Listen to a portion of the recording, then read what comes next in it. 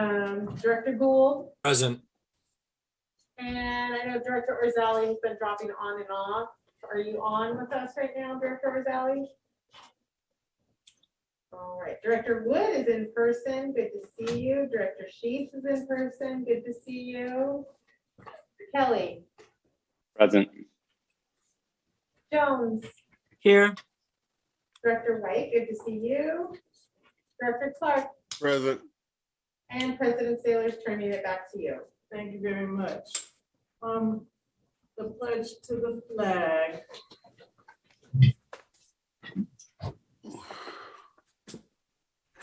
I pledge allegiance To the flag of the United States of America, and to the republic for which it stands, one nation, under God, indivisible, with liberty and justice for all.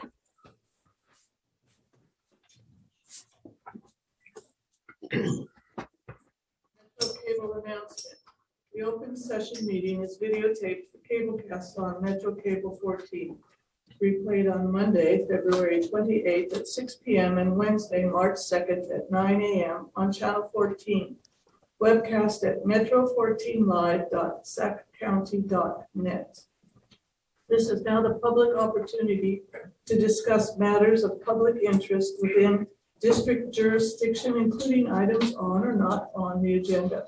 Are there any speakers? I do not have any speakers in the audience. Art, could you give everyone the ability to unmute?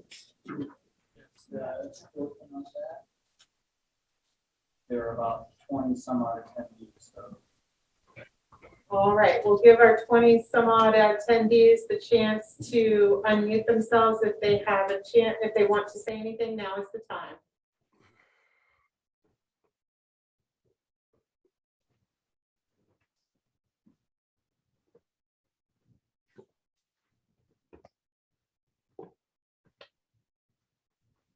Okay, attendees, you all have the ability to unmute yourselves. If there's anything you'd like to present to the board at this time, please.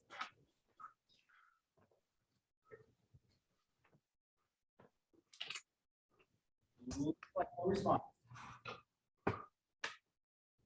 Thank you very much. Items. Are there any questions on any of the consent items? Seeing no hands raised? Madam Chair, I move the consent agenda. Thank you. Do I have a second? Yeah, I did have one question. Okay. Oh, I'm sorry. Just the lot in question being used for the academy. That's it. Right, you driving on the left? Yeah. Yep. Okay. No further question. Did everyone hear that? No, So the question was, is the lot to the left of the academy where they're parking right now? And the chief said yes. Does that make sense? What is that part? Older than 24 or 25, we need that parking lot to put everybody in.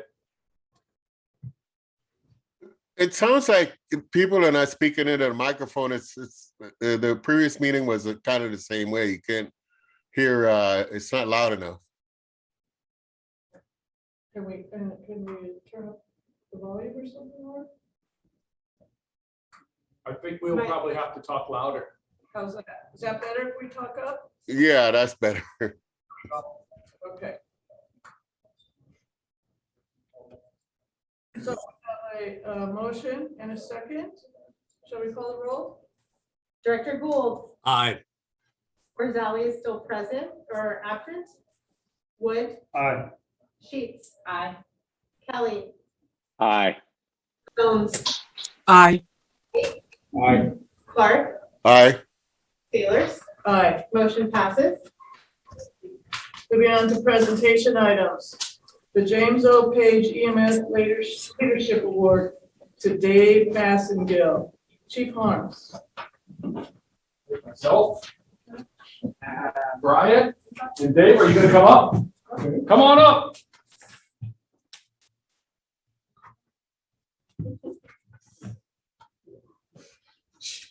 Don't encourage me.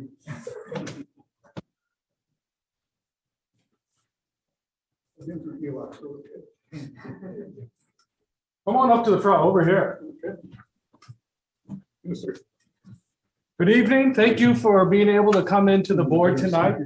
Congratulations on being awarded the James Page Award. We have met once before, but I'm Todd. I'm the fire chief here. For me, this is an incredible honor. James Page I started in 1981 as an EMT. And at that point in time, he had already had a huge impact on the EMS business as we know it today. He had started his career much earlier in, I think it was 60s. I wrote it down here. In 59, he started in LA County, had been there for a while, became an attorney, was a person that was a expert on the emergency show. And for a lot of us, that was the show that we watched that became that interest in to be able to look at EMS, and then went on and provided leadership and the dedication, really focused what we do today, still today, many years later, of our service delivery that we have out there. I had an opportunity a couple of times to talk to James at either a conference or some type of presentation, and he truly was a visionary in EMS and where we are today. To be with somebody now that is receiving that award just talks about the accomplishments that you have been able to do. Brian will talk more about your accomplishments and everything here, but for myself and for Metro Fire, thank you for the time that you spent with us and then what you did really nationally to push the system forward. Okay. So thank you very much for that. Thank you, Chief. Thanks, Chief. Good evening, board. I'm Brian Gonzalez, Battalion Chief, a new addition to the EMS division. I'm honored to be joined by Metro Fire retired EMS coordinator, Dave Massengale. Tonight, Dave is being presented the James O. Page Leadership Award, presented by the Journal of Emergency Medicine and sponsored by the IAFC EMS section and Physio Control. This award is presented annually to an individual who has played a key role in creating and promoting non-clinical innovation and achievements in the fire service and EMS management and leadership, and has had a positive impact nationally.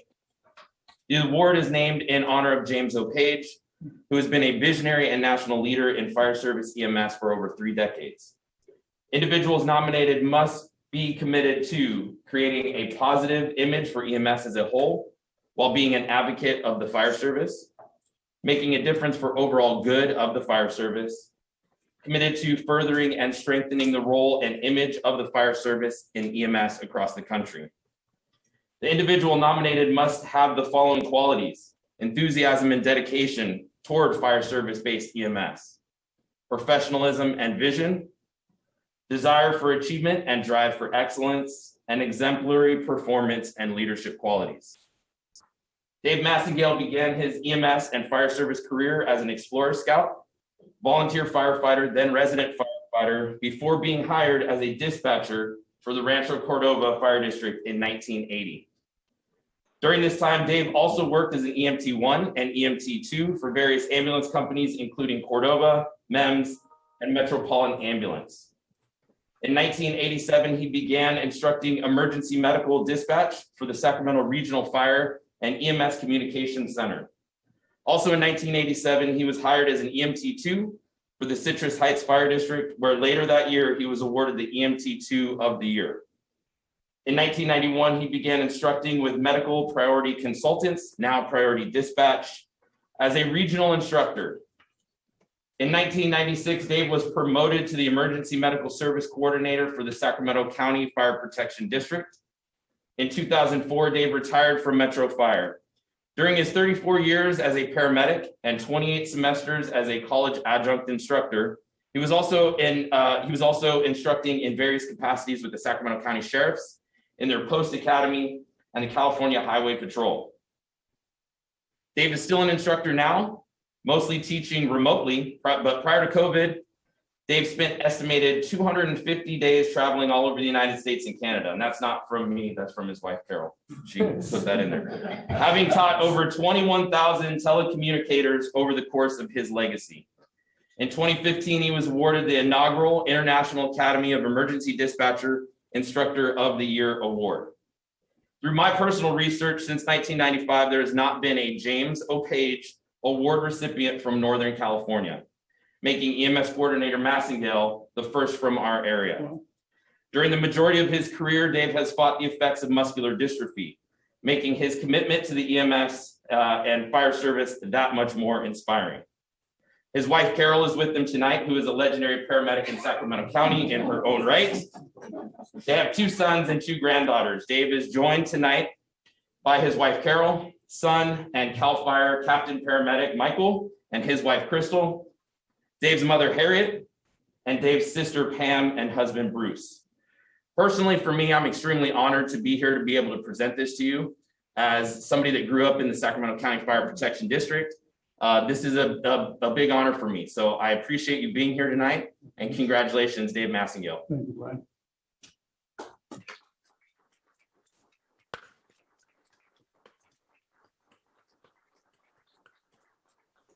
Here you go, sir.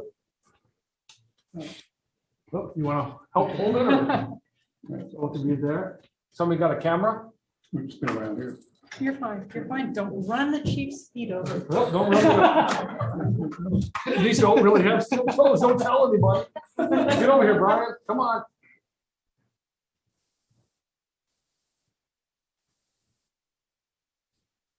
Good. Oh, So Sandy. David had me write a small acceptance, or David wrote a small acceptance speech.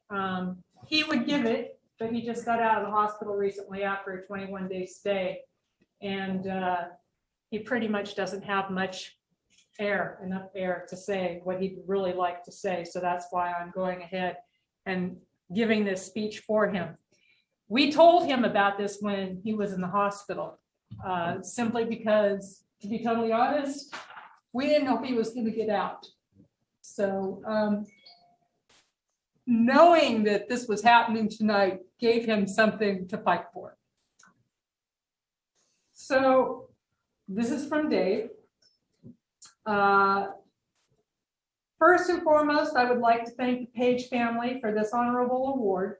Thank you to the Metro Fire District Board of Directors, Fire Chief Harms, Assistant Chief Barbie Law, Battalion Chief Brian Gonzalez, also AJ Heitman, and my dear paramedic friend in Pittsburgh, Pennsylvania, Dr. Jennifer Swab, for their diligent efforts in getting us here today. This award is the pinnacle of acknowledgement that anyone in our field could ever receive. As I understand it, Jen is the one who's started this whole cascade of events. I'm blessed to be here and to accept this award in person, because honestly, I wasn't sure I was going to make it. I had the utmost pleasure of knowing James Page both personally and professionally. That in and of itself makes this award extremely special.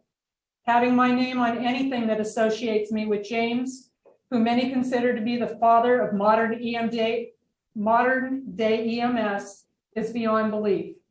Where would our EMS system be without James's vision for paramedics in the fire service? No TV show called Emergency, no Johnny and Roy, who inspired many generations to become firefighters and paramedics, myself included. I think I've heard that before already. Everything I have done has been with passion.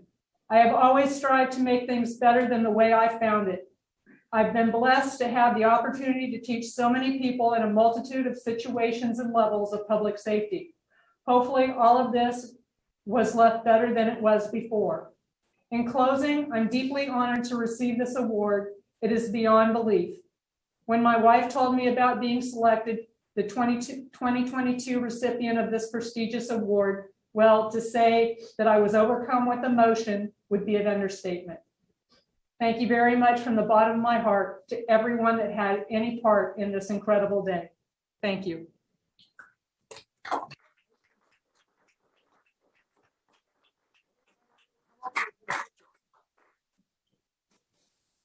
Family? Yeah, why not? We'll get a picture of everybody. Pam? I guess they're not gonna come.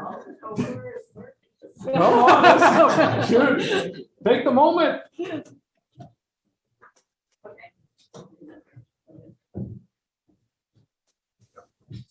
Okay, good.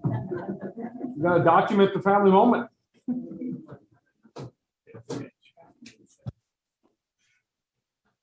Digital film is free.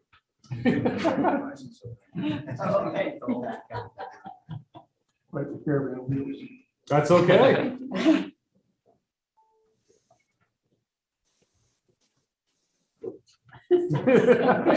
Yeah, So you just we don't allow him to drive anywhere.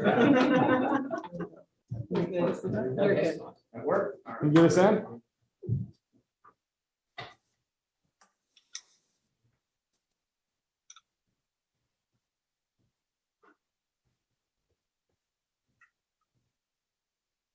Good. I'm sure one of them will share that with you. Thanks, Thank you, Chief. bet. You bet. Nope, you take that, okay. Is there a better operator? Okay. Yeah. Congratulations, sir. Good luck.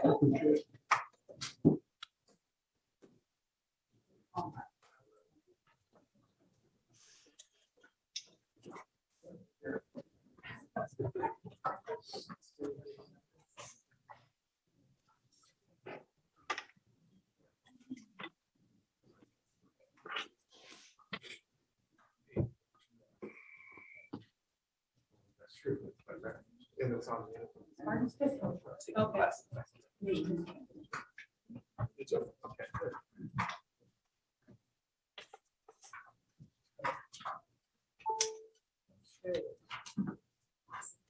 Thank you, everyone, for participating.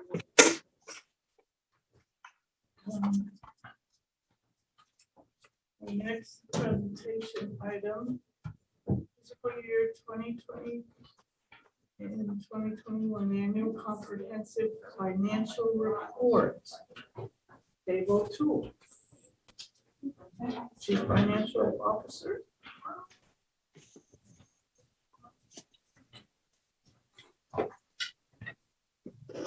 And Madam Chair, board members, Dave Motul, Chief Financial Officer. For this agenda item, I'm joined by Ms. Ingrid Scheiklein to present the district's annual comprehensive financial report for the 2021 fiscal year. This report is previously known as a comprehensive annual financial report. Ms. Scheiklein, now on Zoom, is a certified public accountant and managing partner with our Sacramento CPA firm, Richardson and Company. Ms. Scheiklein will provide an overview of her firm's opinion on our financial statements. The ACFR that I think you've received, I will hold up for people in the room who can see that as our ACFR for 2021. Captures the district's financial condition for that fiscal year. It's compiled after that date and completed by December 31, in this case, December 31, 2021. And at that time, we submitted to the government finance officers of America for consideration for an award and a certificate of achievement, which we received and this board recognized previously. We hope to receive the GFOA award for next year as well. Let's see. Additionally, as we'll hear more about momentarily, we have received an unmodified opinion, known as a clean opinion, for this year's ACFR. The ACFR is prepared in conformance with generally accepted accounting principles for state and local governments, and as established by the Governmental Accounting Standards Board. Our controller, Ron Epidrad, leads this gargantuan financial project every year, supported closely by his finance team and many of the divisions that provide support too. To briefly describe what the three sections of the ACFR, when you get a chance to sit down and read it, cover to cover. The introductory section of the ACFR includes a description of the district and the makeup of this board, service areas, and management structure, the apparatus replacement schedule, an overview of the local economy, and a narrative about the district's long-term financial planning. Second section on the financial section includes the independent auditor's report, management's discussion and analysis, which is a narrative as opposed to a summary, in detailed tables that follow of Metro Fire's financial position over the fiscal year. And it also includes required supplementary information about our pension plans and our OPEB funding and our non-major governmental funds. Financial section also includes basic financial statements, including the net position, fund financial statements, and fund reconciliations. The final section of the ACFR is a statistical section. It includes financial trends, revenue capacity, debt capacity, demographic information, and operating information. We have charts and tables to review there. As mentioned, our ACFR is never complete without the independent auditor's opinion, and we have Ms. Scheiklein to explain the ACFR results as well as their audit methods and what they found. So with that, I'll turn it over to Ms. Sheckline. Good evening. Can everyone hear me okay? Yes. Yes. Okay. Next slide.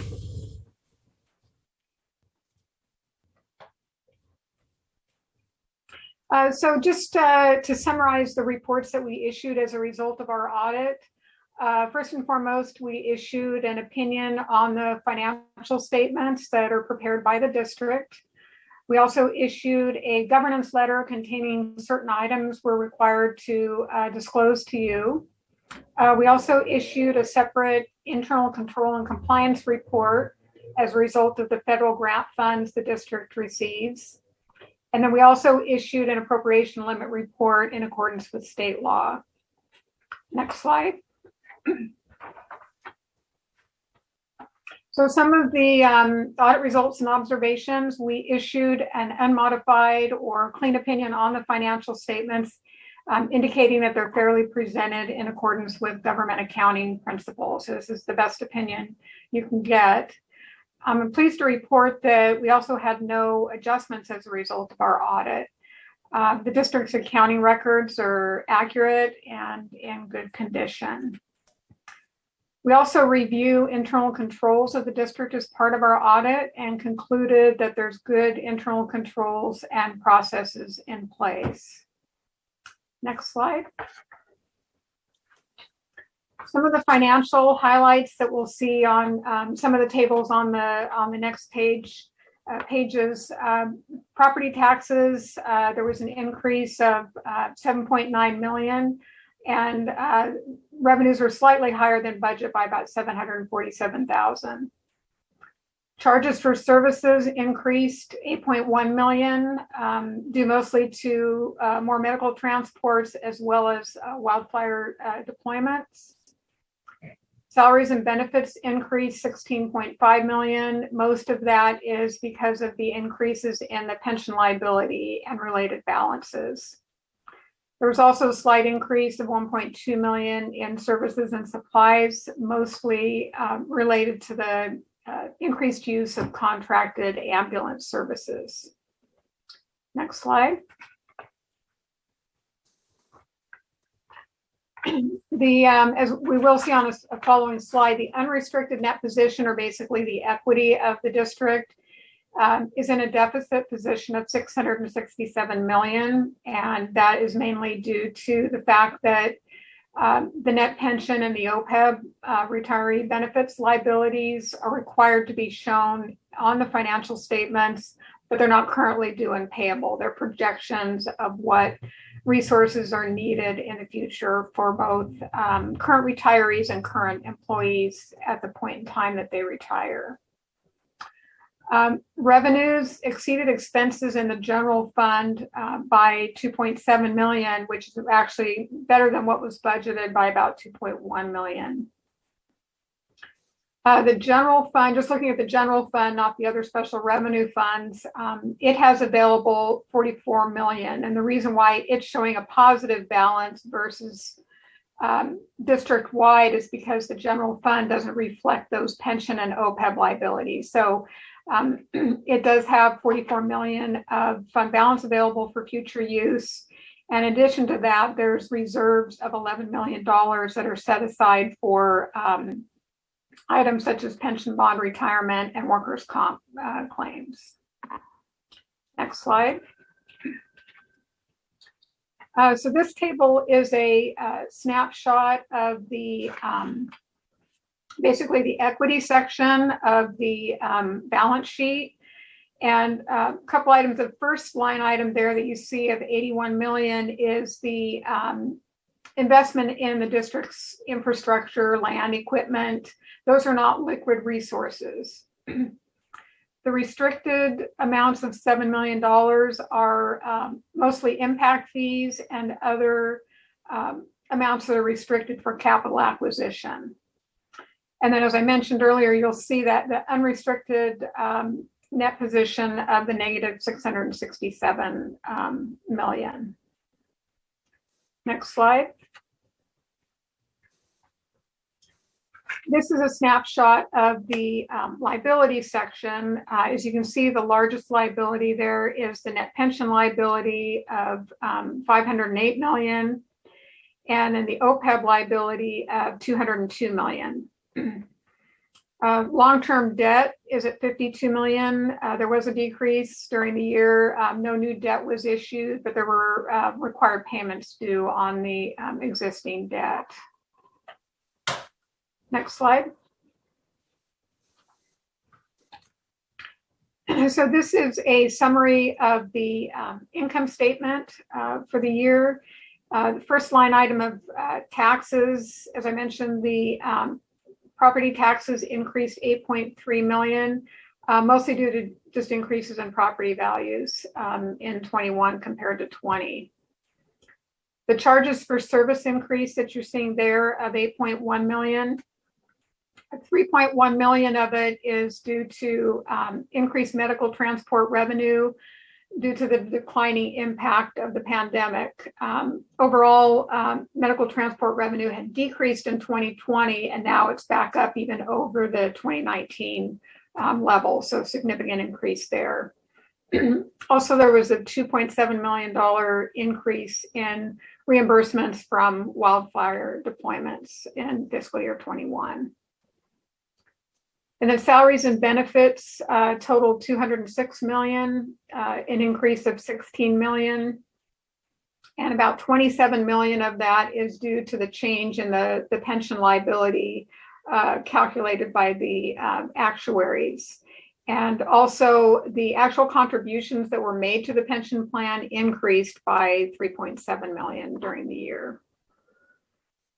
So overall, and this is on a full accrual with all the funds combined together, shows that you have a net loss during the year of $7 million. However, included in that number are the pension and OPEB related expenses that are not actual contributions, but just adjustments to the liability balances. And so I put that number down there at the bottom. You'll see that $12 million of the expenses are related to those pension and OPEB liability adjustments that are not actual payments. So that contributed to the net loss of $7 million. Next slide. So in our report on internal control and compliance, we did review extensively the internal controls and processes and determined that there's no weaknesses in internal controls. The district does have a good system of internal controls, proper segregation of duties. So we have no issues there. Next slide. So relative to federal grant compliance, the district received $1 million of federal grant funding that was expended during the year. Most of that was the Provider Relief Fund grant money, which was CARES Act money that was actually used in fiscal year 1920 to compensate for the fact that you had reduced patient transport fees. Because of the requirements of when it was reported, it was not required to be reported as federal expenditures on this year's, as part of this year's audit. In verifying compliance with all of the laws and regulations governing that funding, we determined that the district was in compliance with those requirements.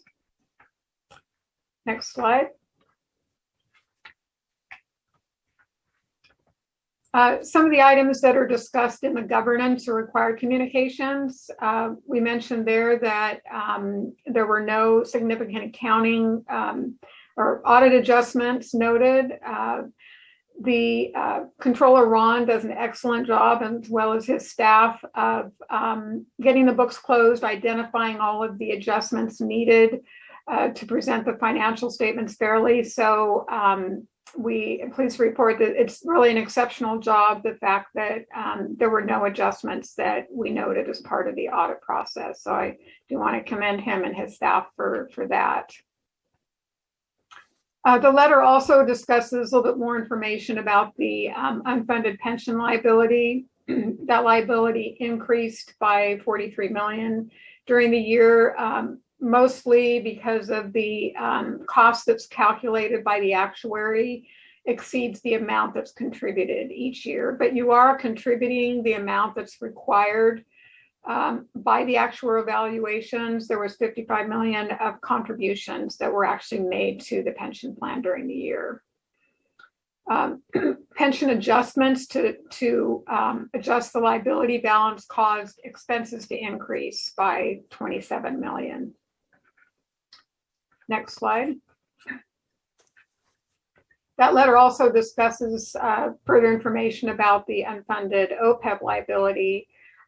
It increased by $4 million up to 202 million.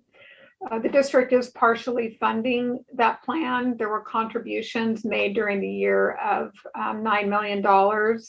In addition to those contributions to the trust, there were premium payments for retiree benefits of $11 million. And the OPEB adjustments during the year actually decreased expenses by 15 million. So that partially offset the increase caused by the pension adjustments. Next slide. So with that, I'd like to open it up to any questions that you may have, and also thank Ron and his staff for doing a great job with uploading the document. We did perform the audit remotely. All of the documents were provided and made available to us electronically. So the audit process went very smoothly. So we do want to thank him and his team for the excellent work that was done. Any questions? Questions? Madam Chair, Go ahead. Matt Kelly. I would like to thank Ms. Shipline for her continued service to the district from her company. And I would again like to thank everybody in our accounting department for a very nice, clean audit. Thank you, Director Kelly. Are there any other comments or questions from any directors? Can I comment? Sure. No, thank you. I just as Director Kelly had said, the amount of work that happens day in and day out, and it isn't just one time a year where this goes through, it's day in and day out of holding all of us accountable and being able to make sure that everything lines up. So Dave and Ron and the whole group, thank you very much for what happens over there and for putting us in a position that is what's the word, clean. Clean is good, so thank you very much. Unmodified. Unmodified. Just one more comment. It just seems like we have not missed a beat with you stepping into this role, that the transition has just continued. I don't know how many consecutive years in a row it is, but and for me to even recall the last time the district cleaned and modified audit. So thank you. Very great team. Thank you. Great. Thank you. Any other comments, questions? If not, we will move on to the next item. Again, Dave O'Toole, the 2021 Community Annual Report and the 2020 GFOA Award. Thank you. So the for some lighter financial affairs, what I might call it is I'm holding up our next community annual report. It will look like this, and I've got a bigger version for the screen. I don't know, that probably still too far away, but it's a light. Which went with a lighter blue color here, and the emphasis or themes behind the badge, which I'll talk about in a moment. So this is the CAR supplements the ACFR, so it uses information in the ACFR and summarizes here and then provides additional information on district and our financial condition. So it's meant to be accessible and easily understood. And as someone who's learning about the district 6-7 months ago, I found this on the website, and I consider myself a financial professional. And I loved it. I just dove into it, provided a tremendous amount of real, accurate and actionable information. It's been a great source for me since then. So it also sent an important signal to me, like, oh, this is an organization that cares a lot about financial transparency, because you really don't see something like this very often. It's very special. We'll thank the team in a moment for that. But let's see, interspersed inside the 13-page report are a history of the district, unusual facts about the district operations, and a special focus on behind the badge. That's our theme again. So the staff who support the suppression staff and make it so they're resourced and able to do their job. Particular interest is the award review committee, and of particular interest to the award committee will be reviewing this. And many readers is the "Did you know" section. So we have little excerpts about the district and equipment and sort of fun facts. The district has received its third consecutive award for its car from the GFOA, and and after the 1920 report, we expect to be submitting an award application actually next week for this report. Finally, on the report, I just want to thank the finance division for their efforts to pull the arcane and translate the arcane information we do into the car. And a very special thanks go out to Marie Jones, who's with us tonight, who is the mastermind behind this. And again, my personal thanks for making Metro Fire understandable to me. But it's really it's a fantastic document, and appreciate your spearheading this effort every year. So, subject to your questions, that concludes my presentations. Does anyone have any questions or comments? All right, Chief Harms. Marie, do you want to give up and give a speech? I do not. You sure? Okay. It's a great document. Check it out. As Dave said, I give more positive feedback on that document about the district and tying it together with the money side of it. And I think the neat thing and for you is that there's been a number of people that have asked, who does that? And where did you get it? And where did it come from? Because it does. It connects money with what we do, and then it has facts that's in there. And one of the pictures that is in there, I've asked her for a couple of years to take a engine, and I don't know who she may do it, but lay out every piece of tool and actually make the people lay out there and take a picture from above. And I think she just finally got tired of me asking for it, and then finally decided, okay, I'll go ahead and do it. But it is an outstanding job.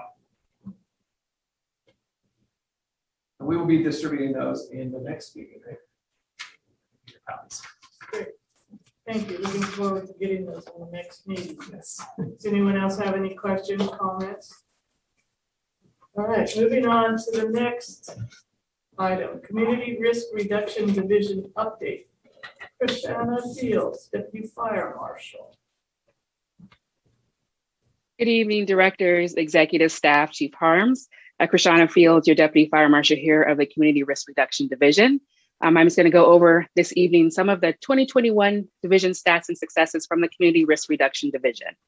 Give me just 1 second. I'll try and get my screen set to share here.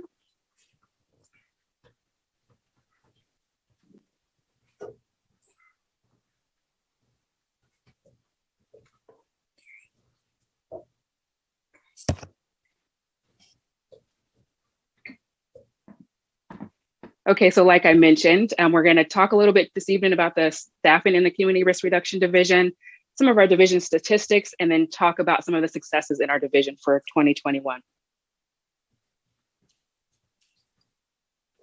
What you see here is the current org chart for the Community Risk Reduction Division. You'll see we have our arson unit, we have our new construction and code enforcement group, and then we have our community services group, all under the leadership of our Fire Marshal, Lisa Barsdale. You'll see also on this org chart, there were a few fire inspector positions that are still remaining unfilled. We just had a recruitment that went out for those positions. We so happily got 88 applicants from the external and 3 internal. I'm looking forward to that testing starting here in March. You will also see one of the fire investigator positions still vacant. We also had a recruitment for that position. There's an offer out for that one, and we have an investigator currently in backgrounds to fill that position. And then we also have one of our GIS positions still open. We did have a previous recruitment for that position that was unsuccessful. We've kind of gone back and taken a look at that job description to make sure that job description is matching the needs of the district. and you'll see that recruitment going forward again. So overall, you'll see there's still a lot of changes in the Community Risk Reduction Division. So you'll again see many new faces coming forward. As far as our division stats and our code enforcement group, you'll see here that our inspectors completed about 10,500 inspections last year. Of those 10,500 inspections, about 900 of those were complaints alone. That's an increase of about 116% from 2020 of our complaints. And in 2020, that was even a little more elevated. We're still seeing our complaints coming in on our sprinkler and fire alarm systems being monitored or maintained. So you'll see us following up on those. Our code enforcement inspectors also completed about 146 fireworks booths inspections, and that was fairly consistent with 2020. On the new construction side, you'll see here that our plan reviews were up last year, about 22.4%, and our construction inspections were also up about 22.9%. Typically, you kind of see those a little bit of a pendulum, so our plan reviews are high and our construction inspections are a little bit low until the plan reviews are done, and then the inspections are higher and the plan reviews are a little bit lower. But you'll see last year that both of those are consistently higher, just kind of showing a trend that construction is continuing, at least throughout 2021. In our arson unit, our investigators completed 399 investigations last year with 19 arrests. In our community services group, we continued our Milo and Moxie programming, primarily virtual due to COVID for our K through second grade students. We also completed our No Two Ways Out educational programming for our 3rd through 6th grade students. And we're wrapping up right now our final programming for our 7th through 12th grade students. So you'll see that coming out soon also. For weed abatement, we again last year sent out informational and educational flyers in March and April. That seemed to work well for us the year prior. We're seeing it, we worked well again last year. We had 559 inspections completed for vegetation management. We're getting those inspections typically through complaints that come out throughout the year from parcels we've had issues with the years prior, and also for parcels we've had grass fires on the year prior. So we take all that information, and those are our first initial inspections for the year. And you can see for last year, we had 100% compliance, same as last year. So we're definitely happy about that, reducing our fire risk in our community. And then on to our CRRD successes. One of the first successes is the completion of our community risk assessment. And that was one of my pet projects. So super excited about that. One of the biggest projects within the state of California, where we were finally able to identify our specific risks within our district, as also some specific mitigation measures on how to reduce those risks in our area. So I expect you to see things coming forward on educational programs and different enforcement programs as a result of that community risk assessment. In addition to the CRA, we implemented our on-call fire inspector program. And our on-call inspectors, we have an inspector available on duty 24 hours, 7 days a week. They're there to assist our crews if they're out responding, if they come across systems that are out of service and need assistance with those, or if we actually have commercial structure fires, our inspectors are available to assist with evaluating those fire protection systems, as well as assisting with reoccupancy after fire. In addition to our on-call inspector program, we successfully piloted our supervising investigator program. And with that program, we were able to update some of our arson unit policies and procedures. We weren't able just to update our arson unit policy and procedures. They're also working on some of our code enforcement policies and procedures, specifically more aligned with the inspection warrant or administrative citations that helps with our code enforcement processes.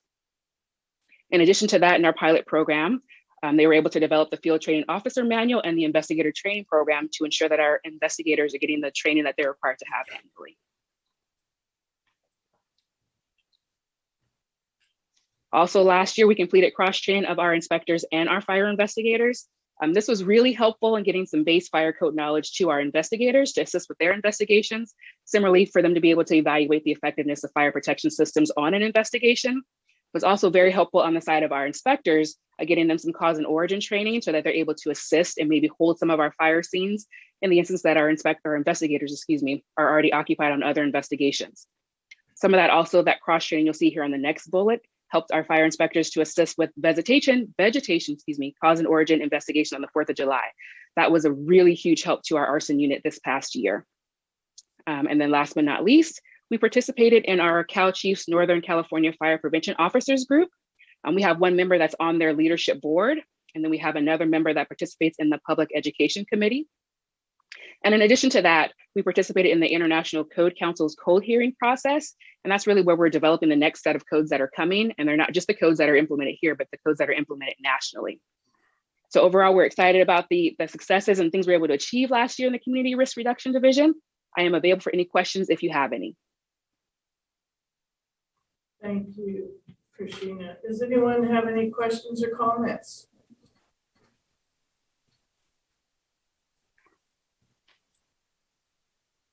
It's great work. Really awesome. Really, really wonderful to see all that, all your accomplishments. Thank you all. Thank you, Christina.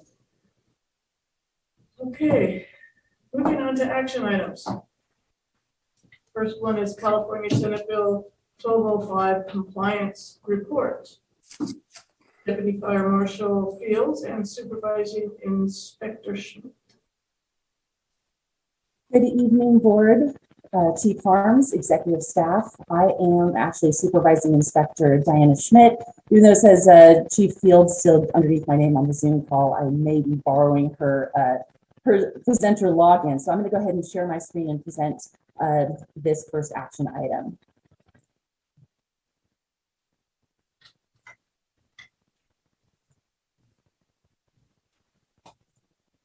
All right. So for this evening's presentation, we're going to be looking at California Senate Bill 1205 Compliance Report for 2021. In this very brief presentation, we're going to talk about what actually is Senate Bill 1205, what are the different state mandated inspections that we're required to conduct each year, and then finally our 2021 inspection compliance here at Metro Fire. Senate Bill 1205 became effective in 2018 and basically requires that Metro Fire report to you, our board, our compliance with the state mandated inspections. It also requires that the board acknowledge receipt of that report, which is what we are doing here tonight. The state mandated inspections include Group E occupancies, which is our educational facilities. These are within Metro's jurisdiction, 200 public schools, 85 private schools, 74 daycares.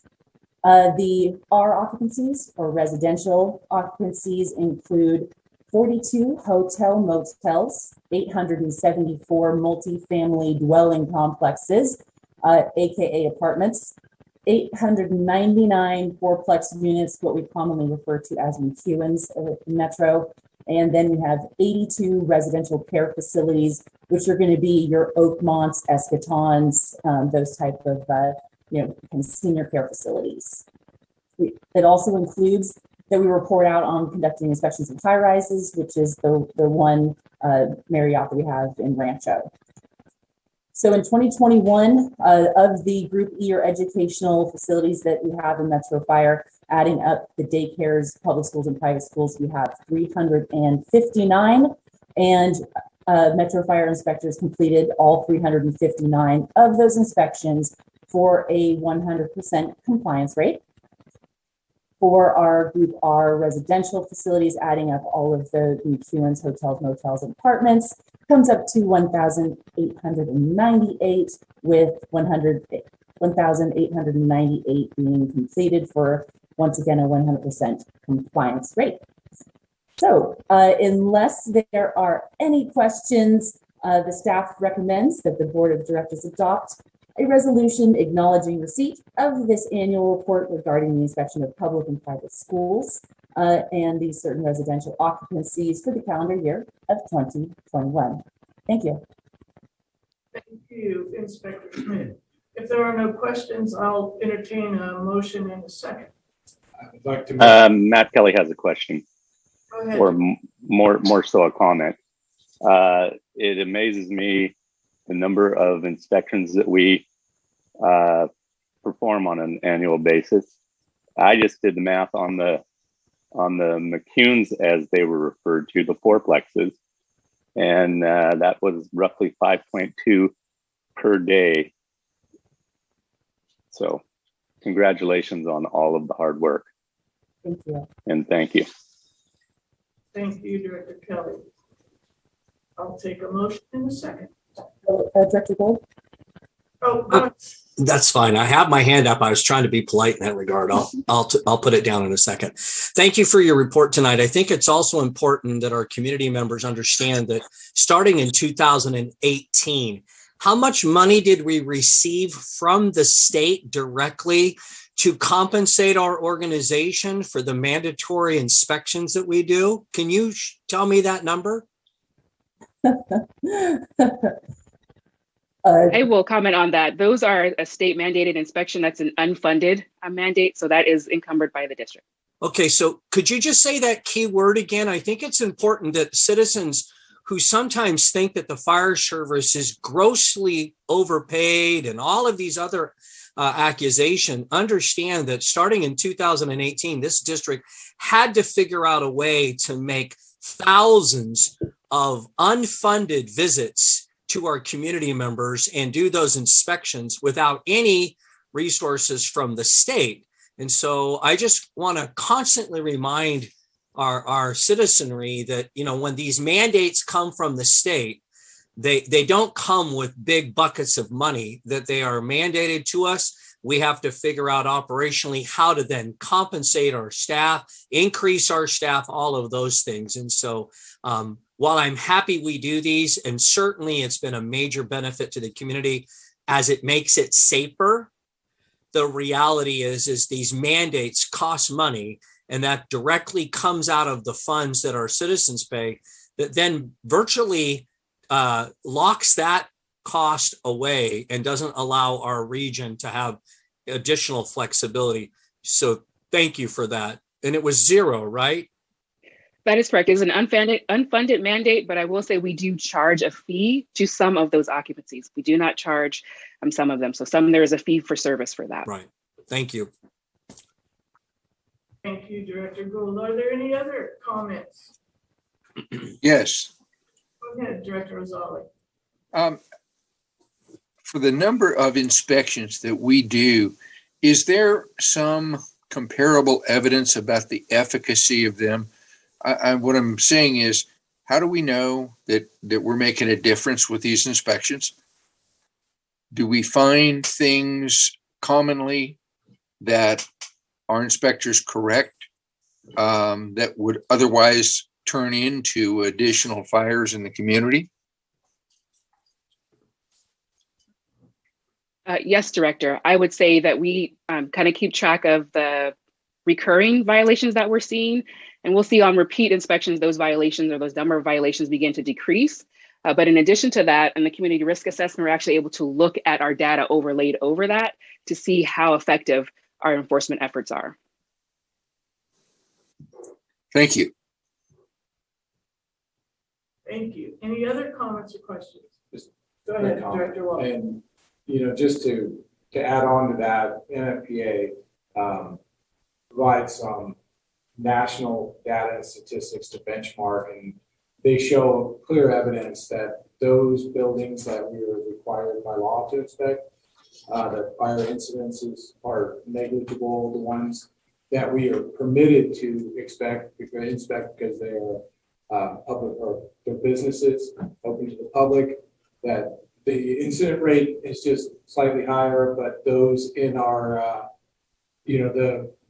those that we only are permitted to inspect upon invitation have by far the highest incidence of fires. And, you know, it shows from a national perspective that you can benchmark that inspections definitely make a difference. So I would like to commend our risk reduction staff for really being unsung heroes, because it's hard to quantify the life you prevented from being threatened.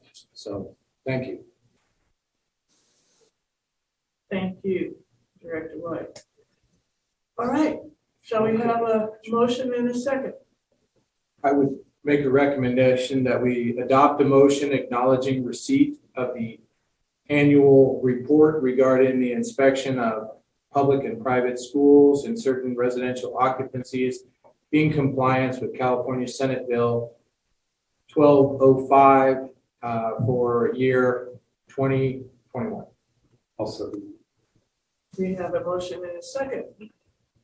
Madam Clerk, will you call the roll, please? Dr. Gould, Aye. Barzali, Aye. Aye. Sheets. Aye.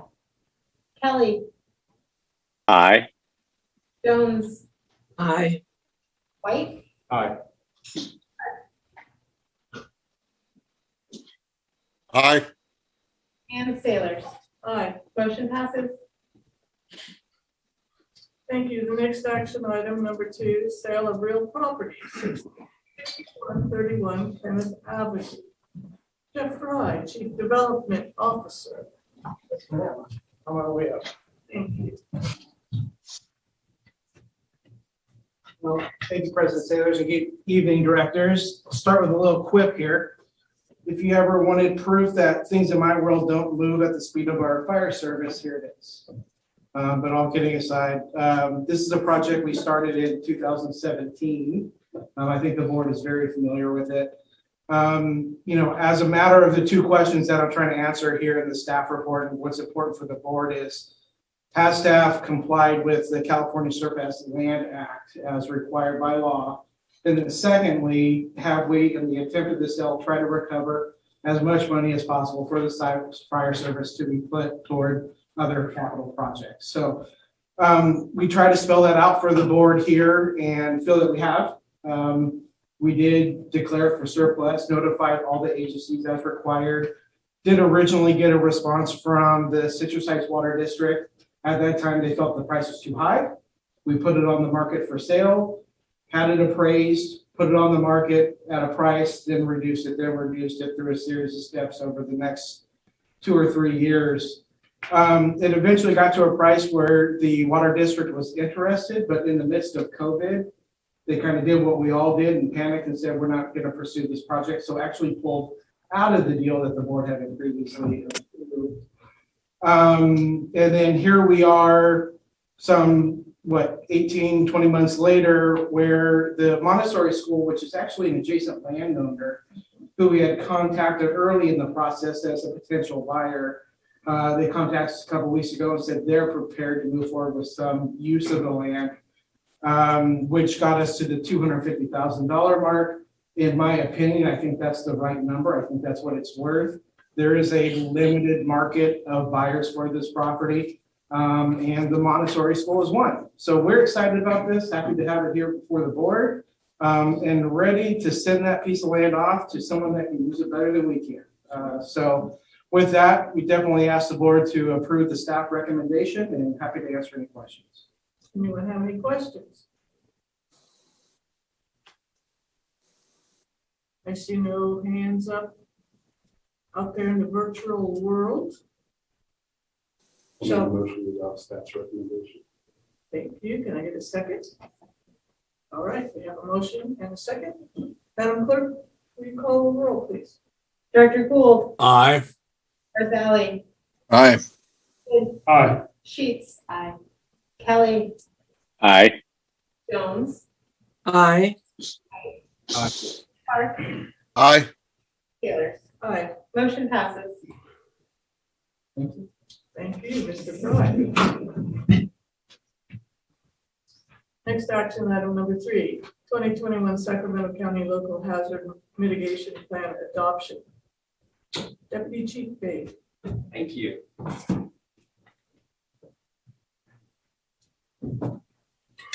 Taylor's Board of Directors, Chief Arms, good evening. I'm here this evening to present to you the local hazard mitigation plan. This plan began in the fall of 2020. We worked through this process. It was definitely a team effort. CRRD, Fire Marshal Barsdale, Jeff Fry, Economic Development, and Michelle Dehoney. A little bit of background. The disaster mitigation plan that began in 2000 requires communities to develop a local hazard mitigation plan to remain eligible for federal FEMA funding. And so in 2016 was the last time this was put to action. And every 5 years it needs to be updated. And then I'll move down here, and I know that everyone received this in their packet. So the participating special districts, including both county and city, there's 4 areas that you participate.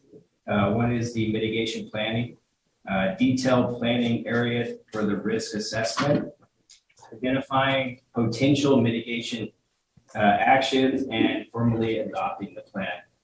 In section N, it has the 7 areas that we work through.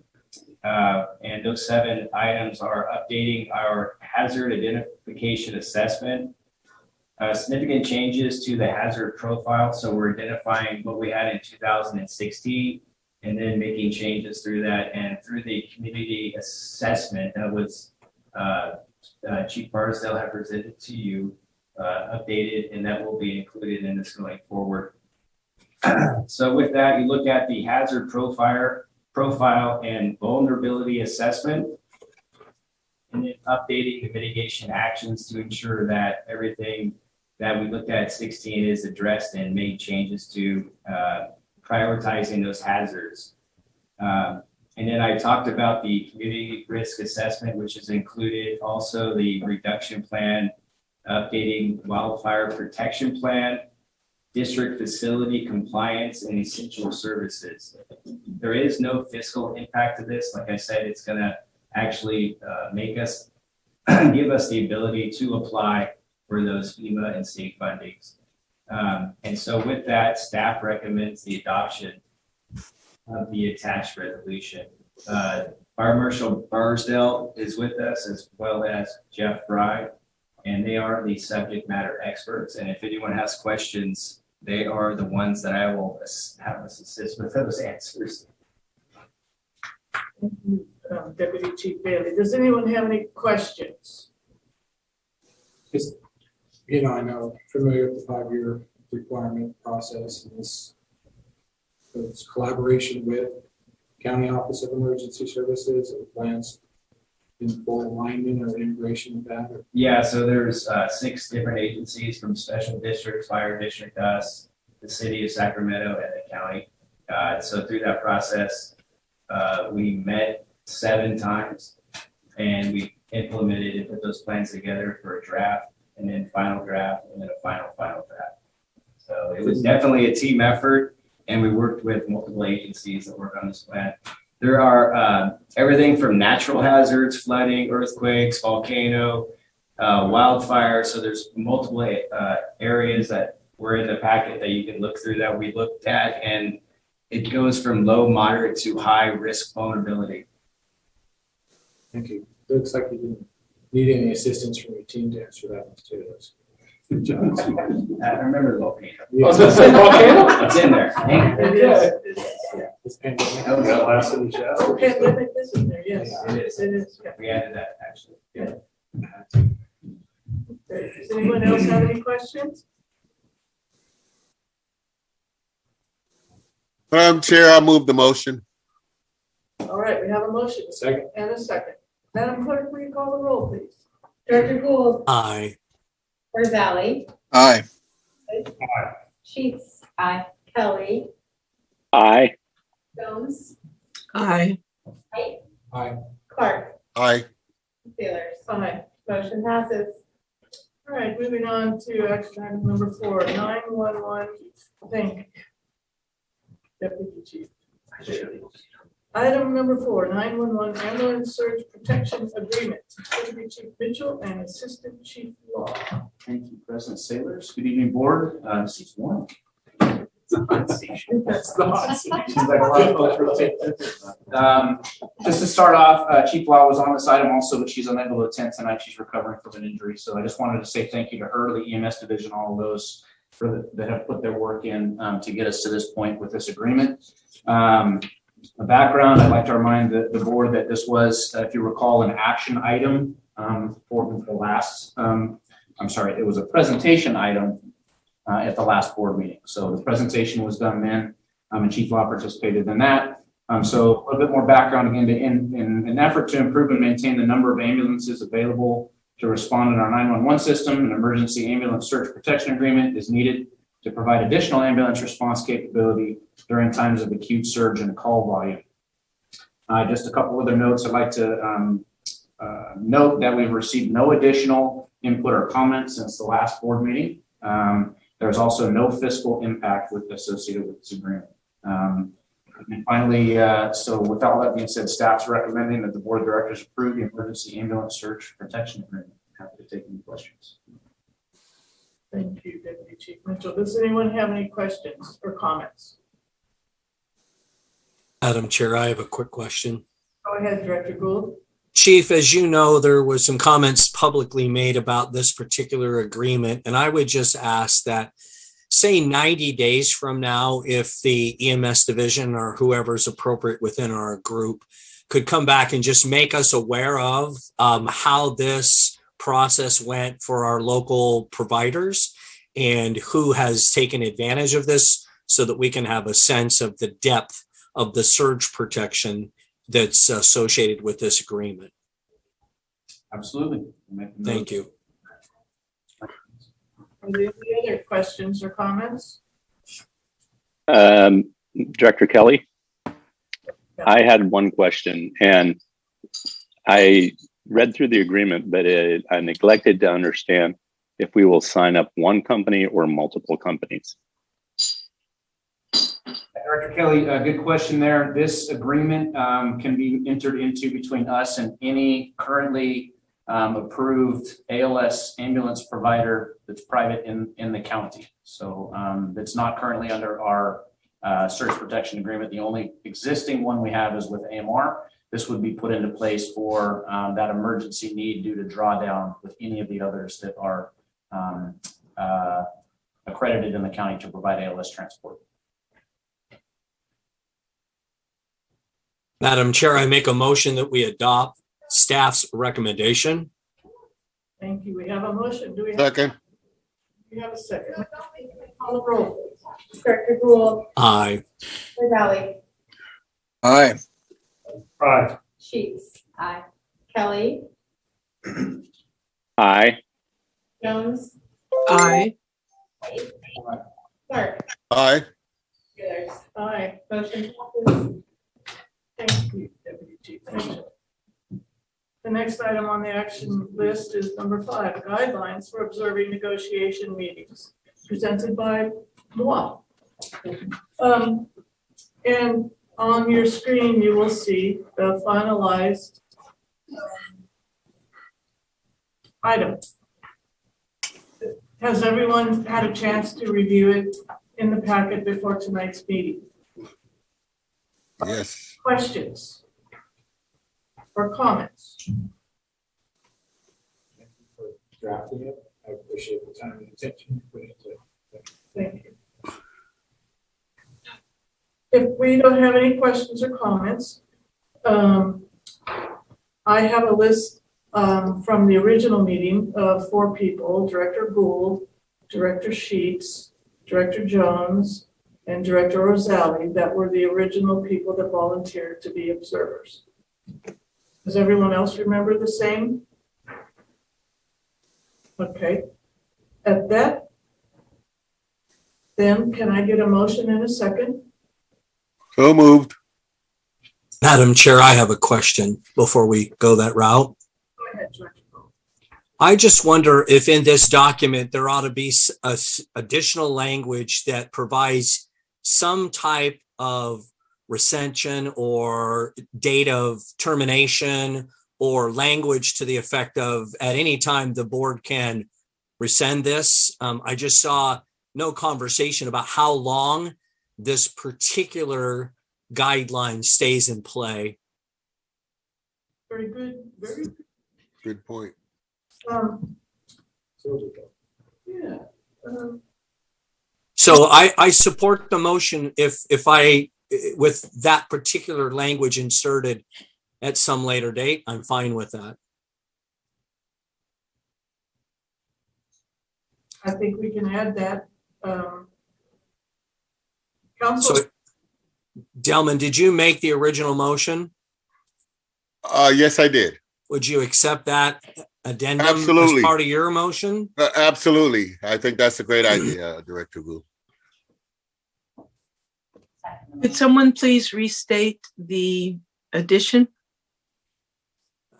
Gay, I think it's just a work with our legal counsel to insert some type of a comment relative to limitations of how long this guideline would be in play, or action that could be taken by the board to rescind, or edit, or adjust it. And I know that's kind of an open power that we enjoy, but I'm just wondering if it would be in our best interest to say we have the ability down the road, should we need to have it sunset. Bob, may I suggest the board shall review this from X amount of time to X amount of time? Yeah. Something like that, because that doesn't predispose a decision to continue or not continue. It just says review, and then all our options are open. Could be on a annual basis. It could be on rotation, the schedule of negotiations, etc. Yeah. So I'm sure John Lavra will come up with good language. So I can do that. I'd like some direction from the board. Do you want to have this sunset? I think the intent was to have the observers available during the course of the current labor negotiations. So we could frame it in a way that way, or we can frame it like Director Jones suggested, that it just be reviewed periodically and can be withdrawn upon approval of the board at a properly noticed meeting, something like that. Mm-hmm. John, Yes, John, could we go with language that says at any time the board begins negotiations? I know that may preclude this one, but I'm just wondering if we actually trigger a review, as Gay mentioned, we trigger a review when we're anticipating a cycle of negotiations, because sometimes those are 1, 2, 3 years. And so I'm just wondering if we could put language in there that makes this something that we have to review. I like Gay's idea of review, but we do it in anticipation of upcoming negotiations. That sounds good to me.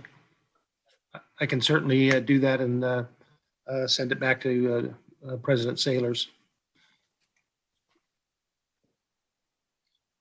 That sounds. So do we need to withdraw the motion?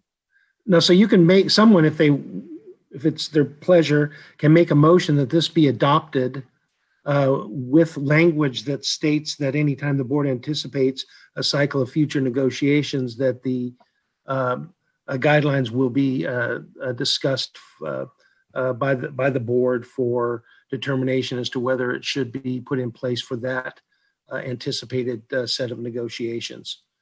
Okay, I didn't say so that real well, motion but stands. something like that. But you can Motion make a motion stands for then. that addendum.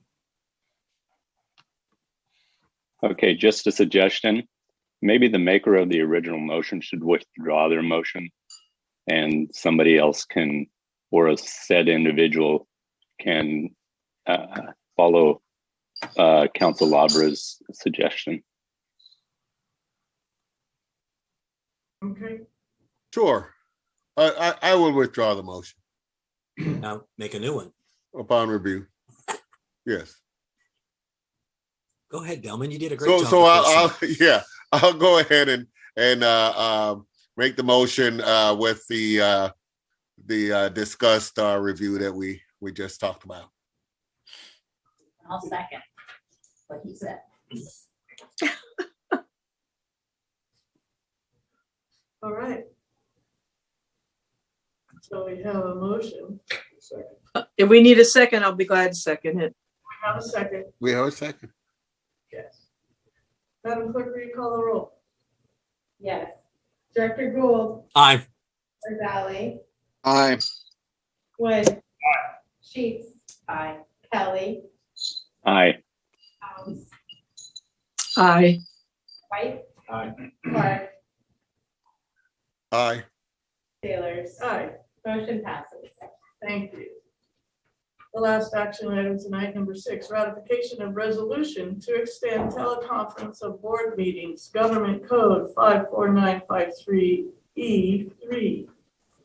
So I'll take a motion and looking for a second after the motion. Madam Chair, I so move.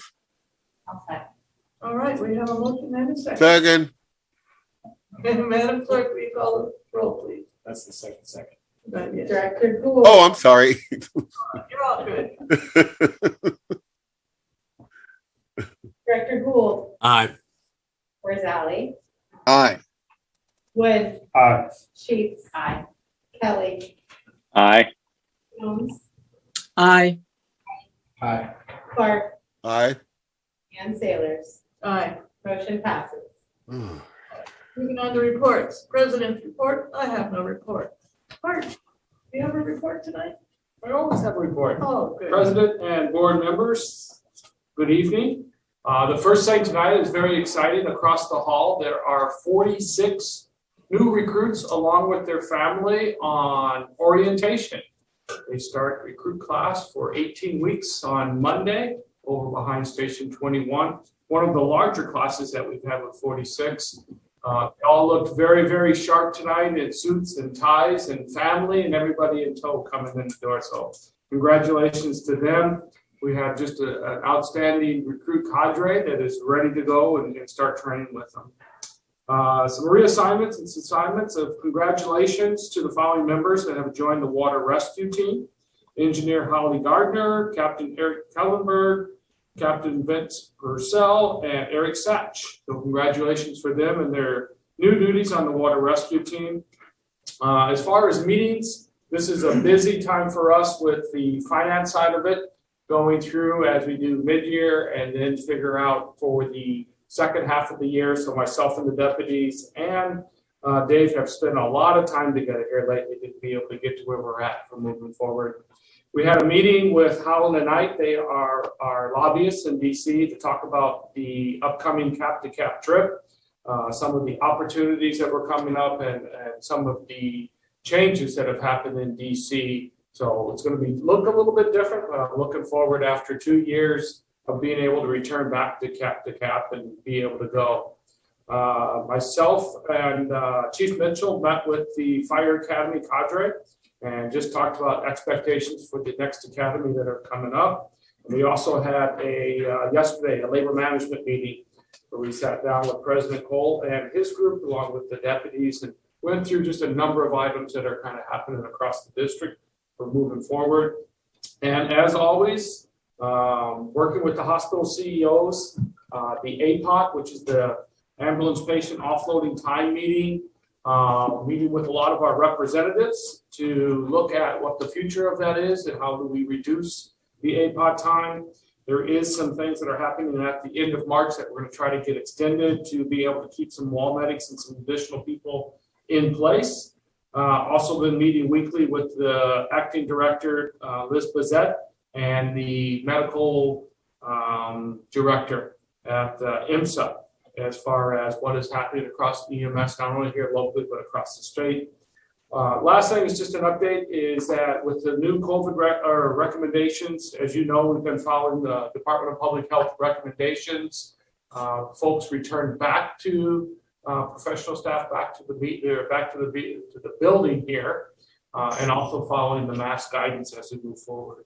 That ends my report, and I'll turn it over to operations to Chief Mitchell. Okay, if I looked ahead, I would have realized I'd be the next one sitting here. I could be even warmer that way, but thank you, Chief Arms. Again, good evening, everybody.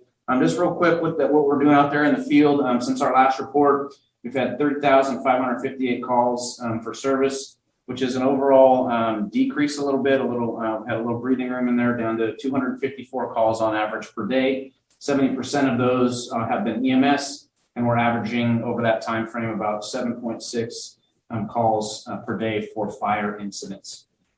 A majority of my report tonight, I wanted to take a few moments, and I believe he's on it, there he is, and introduce to the board our new MIH program manager.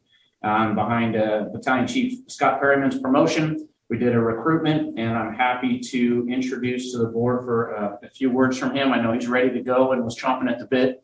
When I asked him, I don't think he had that big of a smile on his face, but please introduce Captain Adam Spiva, who is taking over that position starting on January 10th. And go ahead, it's all yours. All right. Good evening, Board of Directors, Fire Chief Harms, and executive staff. Just brief intro on me. I've been with Metro Fire since 2006. I've been a captain for a little over 4 years now. And as Chief Mitchell said, back in January, I was asked to take over the MIH program. And so it's been a exciting learning process the last few months. So far, as many of you may know already, the MIH, or Mobile Integrated Health, operates a single unit, which is an SUV staffed with an advanced provider, which is a nurse practitioner or physician assistant, and a firefighter paramedic. We are in service Monday through Thursday from 8 a.m. to approximately 6 p.m. every night. We make proactive visits to high utilizers of the 911 system in an attempt to bridge the gaps in their health and medical care. We found that many of our patients are using 911 because they may not know how to access the medical system that they are enrolled in. We have had several patients whose use of 911 has ceased or decreased considerably after MIH began working with them. Sacramento Metro Fire personnel do have the ability to request MIH and respond to a low acuity call, but so far we haven't been using that capacity yet. Since the program launch on November 15th of 21, we have visited 79 patients with generated incident numbers and an additional 189 contacts, which are either phone calls or non-medical visits, for a total of 268 contacts in our first quarter. All of our advanced providers are here part-time, so there have been some challenges filling all of our shifts. We have since hired 2 additional providers, so we now have a total of 6. And that has helped to keep the unit in service just about every day. We did have a period in January where we were shut down off and on quite a bit because of illnesses for our firefighter as well as our advanced providers. Moving forward, we are in discussions with some of the health systems in the area regarding how they can use MIH to assist them with recently discharged patients and patients who are frequenting the emergency department for non-emergent needs. Our goal with our patients is to provide a whole person approach to their care, so they are connected to the most appropriate healthcare and social services without unnecessary use of the 911 system or the emergency department. As you may know, we are a pilot program. We are grant funded through November of 2022, and we're currently seeking funding sources to help the program carry on indefinitely. So that would be insurance companies or additional funding through health systems, or perhaps even grants from local and state government. That concludes my report. If you have any questions, I'd be happy to answer what I can.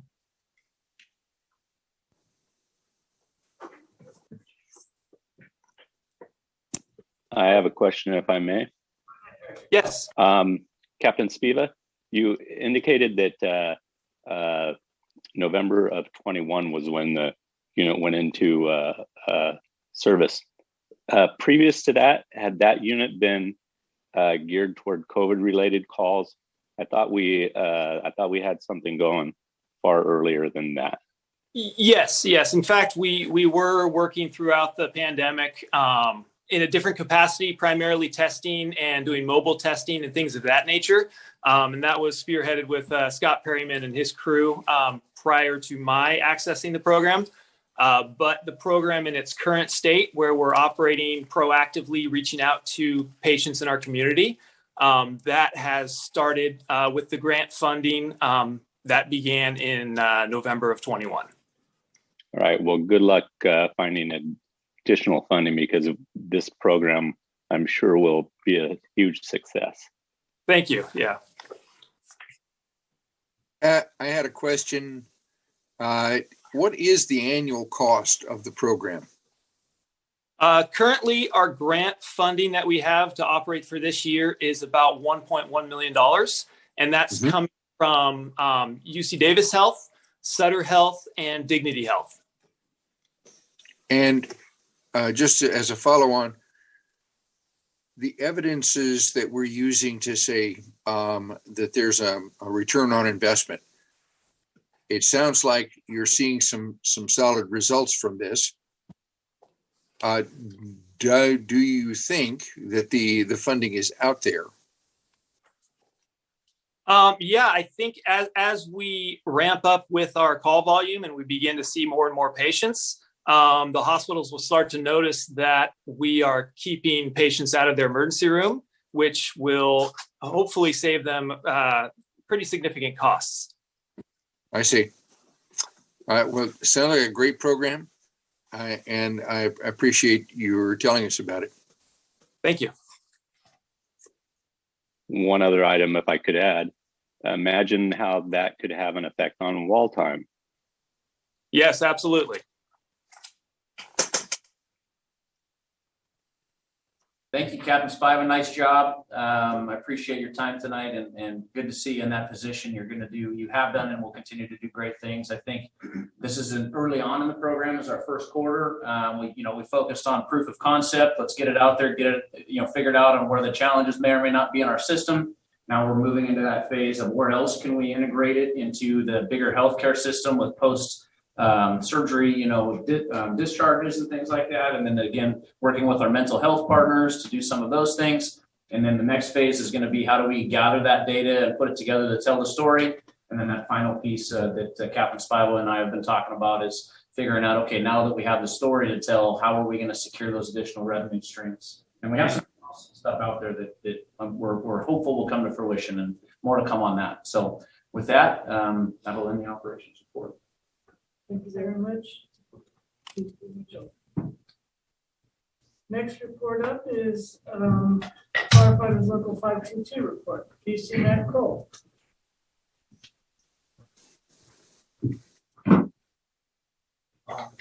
President Sailors, members of the board, chief, staff. First, I'd like to announce that we have an interim director at 522, Michael Gomes, taking on responsibility as our third director. We're working through e-board to get an actual election out to the membership for a long-term third director position, but Mikey Gildone is going to sit in that spot for us until we get that election out. As the chief had mentioned, we had a smaller labor management this last month with the directors and the deputies, the chief and myself, all working together in that room to start to establish those relationships. So confident that's going to help us work closely together and make sure that members are supported and we're working towards the goals of the organization together. We had 27 firefighters start phase 3 of the engineers test this week. We're looking forward to a list coming out hopefully tomorrow and getting those folks into those spots sooner than later to help us staff engines and get them safely down the road. So good luck to everybody, and hopefully those results will come out soon. As the chief had stated, with the 45 in the academy orientation across the way and the new 12 SRPs that will start next Monday, we're looking forward to welcoming potentially 57 union members to our group here at the completion of their training, which will bring us to over 700 represented folks. So it's exciting to have that number of folks to represent and do good things with. I'd like to thank Matt Slade for 3 years as a paramedic firefighter, who after his resignation is going off to Orange County Fire. Greg Griffith with 4 years of service as a paramedic firefighter here, who is going off to Chino Hills. Vince Kobe, 5 years as service as a fire inspector, heading off to El Dorado Hills. And Jason Hilmer, who after 2 years as an SRP and 3 months as a paramedic firefighter, has also resigned and is moving on with AMR. We'd like to wish all them well and appreciate their membership with 522. We would like to really sincerely thank the board for sending in an observer to the negotiations. We, depending on what I think events tonight and maybe next board meeting, if given the opportunity to extend this contract, we look to start up pretty quick, hopefully April 1st, after we kind of reevaluate where we are as a labor group. But we do appreciate the opportunity and the support that the board showed for our proposal. We took that to the membership and had a 97% positive vote for that. The takeaway at 522 leadership was that the membership was really unified and confident behind the plan of staying in contract, extending this while we negotiate a longer term extension of our MOU. And also, we're very grateful for the opportunity to stay under contract while we negotiate so that we can work together to address some of the other things in the organization that will make this a place where Matt, Greg, Vince, and Jason want to live a full career. So thank you for all that. That concludes my report. Thank you very much. So next, committee and delegate reports. Executive committee, I have no reports. Communication Center, JPA, DC Wagaman.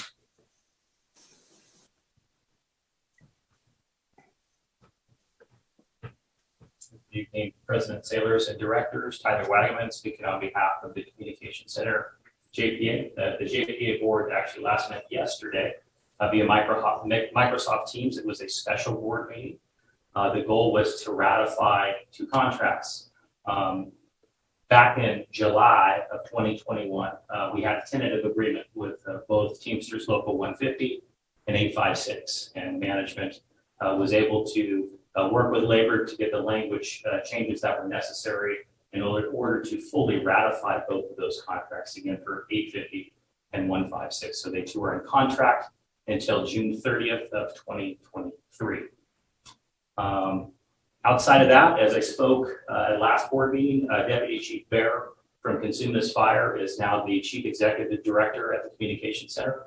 And although we aren't directly overseeing the day-to-day operation at the Comm Center, we are indirectly still have our tentacles in assisting Chief Bear with his transition into a very challenging process. So he's figuring out all the bugs in his system as he sees it today, and we are there to assist him along the way. I do regret to inform you that we did have 2 resignations recently, and with each resignation, we are certainly doing an exit interview to see the reasons as to why people leave the Comm Center and things that the center can do better to better hold on to their employees. The good news is the hiring process, just like Metro Fire, continues, and we started an academy in January, I believe January 3rd, with 4, and that process should be completing here very soon, and adding some additional dispatchers to the floor. So likely a continual process as we go through this next year and into 2020. With that, that concludes my report. The board is going to meet again. Our next meeting will be on March 8th via Microsoft Teams, 9 o'clock in the morning. Thank you. See you later. Up next, California Fire Rescue Training, JPA, Chief Barnes. Again, yep. We last met on February 17th. There is about 4 main areas. The first area was that the classes will continue until April 30th. All classes are continued as scheduled and filling up appropriately. The second one was concerns as far as what is the revenue going to look like versus expenses as we get to the end of June 30th. Right now, we look on track to have a surplus, which will, at the end, if there is a surplus, will be divided between the different agencies. There's not much of a surplus, but there are a number of things that are in place. As I said before, it was confirmed that OES will be the manager in the end of all documentations and records. So everything over there is being digitized. And then OES in the future, if someone needs a certificate or if there's any information or the final closeout after the JPA is dissolved, OES will manage all of that moving forward. The last one for us here, Jeff Fry is going to start working with the JPA as far as closing out the lease on Gold Canal, and we have the final documentation from the JPA to our organization as far as the closeout of the lease of Zinfandel and being able to move forward with that. I see John has come up on there. John Lavra has been working as our attorney and representing us as we go through with the dissolution. John, do you have anything you would like to add at this time? We're meeting on April 3rd with counsel for the JPA, counsel for OES, and counsel for the city to hopefully finalize at least the attorney side of the dissolution agreement, which will then go back to the JPA for its approval and then back to this board for consideration and its final approval. So we hope to have that potentially on the next or in the second meeting in March for this board. That's it.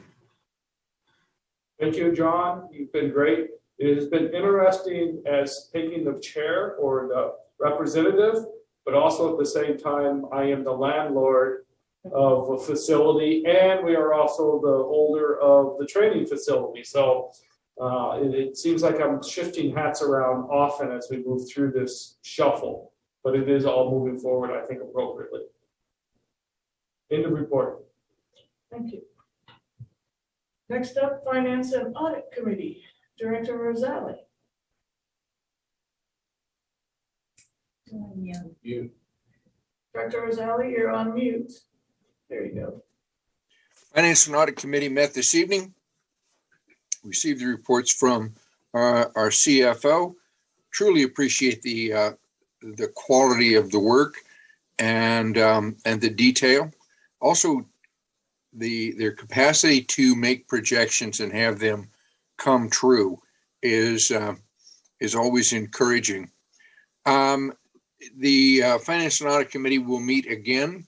Excuse me, no, we do not have we have a TBA to be determined, to TBD, for our next meeting. That's the end of my report. Thank you. Next up, Policy Committee, Director Gould. No report, Madam Chair. Thank you. Board member questions and comments. Director Gay, Jones. Thank you, Madam President. I'd like to extend a heartfelt welcome and good luck to all our new members sharing the building tonight. Good luck to all. And also good luck to all of our prospective engineers. Look forward to having them driving all around. And finally, a shout out, a thank you to several senior staff members for their time to discuss a variety of issues with me, including CFO O'Toole, Economic Director Fry, and Chief Mitchell. Thank you. Next, Director Kelly. I would like to thank everybody for the reports, all the hard work that went into the reports, and the hard work that is a result of the accolades that were paid. I would also like to recognize Dave Massengale for the award that he received, and another shining example of the high-performing team, otherwise known as Metro Fire. Thank you, Director Kelly. Director Sheets. Good evening. I do want to say thank you to all of the presentations and reports tonight. Very, very great information. I want to wish all the engineers the best of luck and welcome the 45 or 46 new recruits.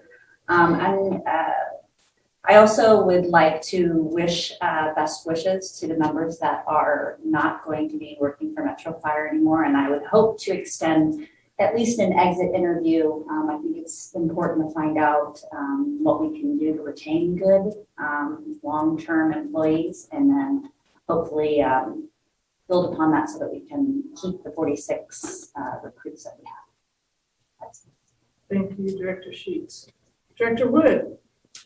Thank you, Madam Chair. I'd echo the comments that were made earlier. I just want to add a personal thanks to Captain Eric Mattioli, Captain Bask for their hospitality over the last few weeks with me in their meetings, their honesty, and just appreciate their time. So thank you. Thank you. Director Rosali. No report. Thank you. Thank you. Director Gould. Thank you, Madam Chair. Just want to echo the comments my colleagues have made this evening, and again, call out our finance teams, those that watch the books and maintain a tight control over our taxpayer-funded bucket. It's very encouraging to hear such good reports from outside third-party folks that say we have clean books. I think the community needs to hear that, because that's been quite a tradition of this organization, and one to be extremely proud of, and remind my colleagues that when we take our oath of office, it is one of the primary responsibilities that we bear is to make sure that we're transparent in our fiduciary responsibilities. And then finally, a personal comment about Dave Massengale.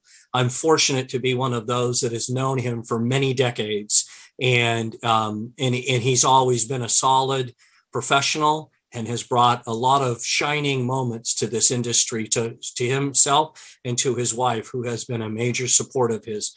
Dave, Godspeed. Thank you, Director Gould. Director White. Thank you, Madam President.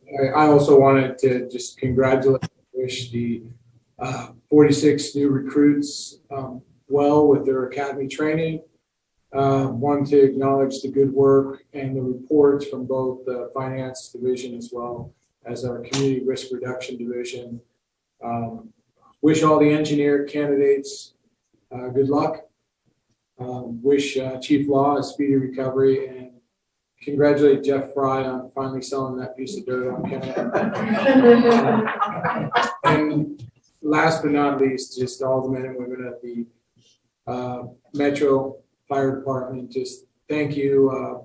And we had, especially the crew at 59 who responded to a family member last week and just provided very competent and compassionate care, and we really appreciate how they took care of our family members. So thanks to all the men and women, and especially the crew that's stationed here tonight. Thank you, Director White. Director Clark. Yes, I'd like to also echo the comments of my fellow directors and to thank everyone at Metro Fire staff, those involved, for their professionalism and the excellence that they display continuously throughout Metro Fire. Thank you, Director Clark. I too would like to thank everyone for their excellent presentations tonight. The standard of excellence that this district continues to provide is just amazing. In every department, the logistics, the suppression, the what's it called? The Fire chief? Okay. Fire chief. No, sorry. All prevention. I'm just continually impressed with the standard of excellence throughout the whole district. And I just want to thank everyone for continually coming to work and giving us their all. Thank you. And so now we go to closed session. I really need to go home. Recording stopped.